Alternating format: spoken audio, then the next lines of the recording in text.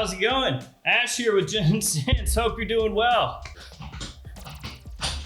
I'm gonna try to keep today's video nice and concise. Is it gonna work? No, probably not. Today I want to talk to you guys about some summertime fragrances that worked great for me this past year. It's still warm, at least where I'm at. But yeah, we're headed into fall. Anytime it turns over, the calendar flips over to August, I start thinking about fall. I start thinking about the leaves coming down, pumpkins, Halloween, scary movies, stuff like that.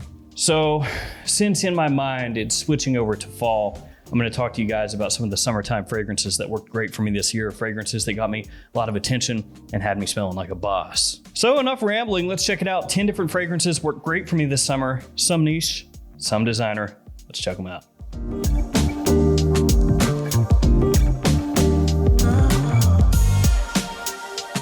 The first fragrance I want to talk to you guys about is this one, Intense Cedrat Boise. I'm trying to get there it goes. Magnetic Taupe.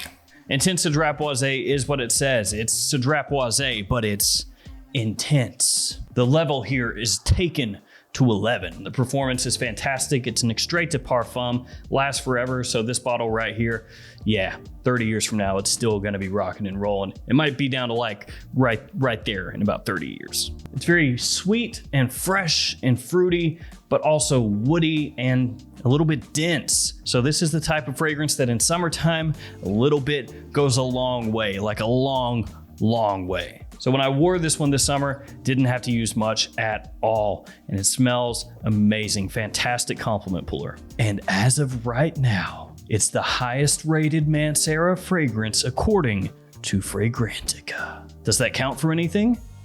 No. Oh, and some codes. Intense Cedrat Boise. That one I don't think has really popped up at discounters yet, but if you wanted to buy it from Lucky Scent or Twisted Lily, you could use the code GENTS10 and save 10% off your order. That's good at both websites. So niche fragrances, save yourself 10% off GENTS10. Let's keep it moving. Next up, Light Blue Forever. Not light blue for a good amount of time, not light blue for a really long time, forever.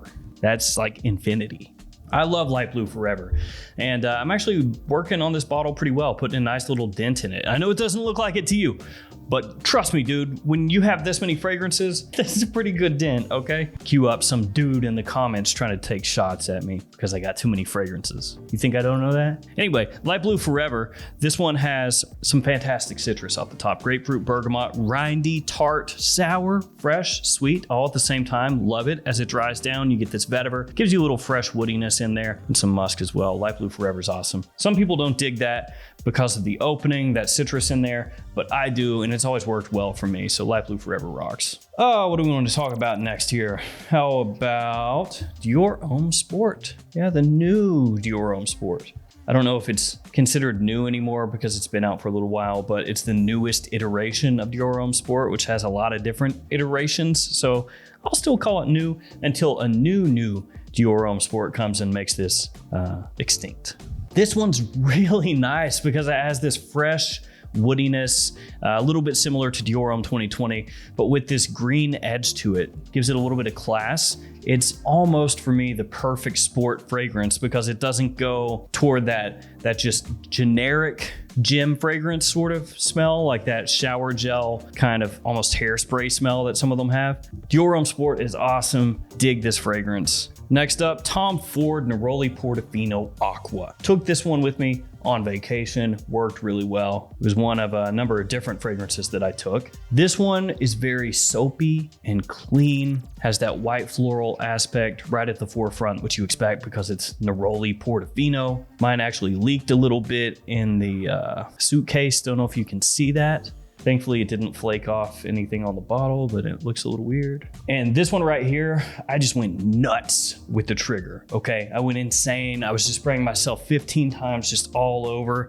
and then going out to the beach, and it worked very, very well. A lot of people may go for the original Neroli Portofino over this one. Obviously, that one's gonna be more well-known, but Neroli Portofino Acqua, when it's very hot outside, I actually prefer because it's just freshened up with that watery aspect, with the aqua aspect, and I think is an easier wear overall when it's super hot. After that one, a little bit of a surprise maybe, but not really because it's a fragrance that I love. It's just a lot of times you think of this as more of a springtime fragrance, but whatever. L'Homme Ultime from Yves Saint Laurent. One of my favorite L'Homme flankers. The opening here is amazing. It is so good. It might be my favorite YSL L'Homme opening of any of the 32,000 flankers in that line. So L'Homme Ultime, it's got this really nice opening with ginger and citrus, and it's one of the best ginger citrus combos out there in the designer world. I think it smells top notch. You have rose in there, a very fresh rose, not jammy,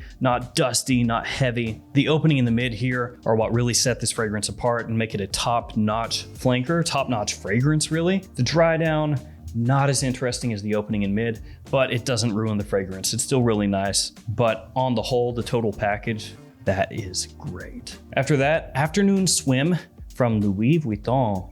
Louis Vuitton. This is the first fragrance that I own from the house. I wanted something for summer that was a really high-end, very nice citrus fragrance, citrus-forward fragrance, and this fit the bill. I really like the fragrance's presentation. Looks really good, very high quality. Magnetic cap, and this is a cool one too. You see, it looks like the cap goes all the way in like a stopper, but it doesn't. Well, now the citrus here is really good, but the first couple times I wore the fragrance, I didn't like it because the citrus came off a little weird to me, a little funky actually. I know that sounds strange, but hear me out, and I talked about this before. Light Blue Forever. Some people will say that the citrus in here off the top smells like BO.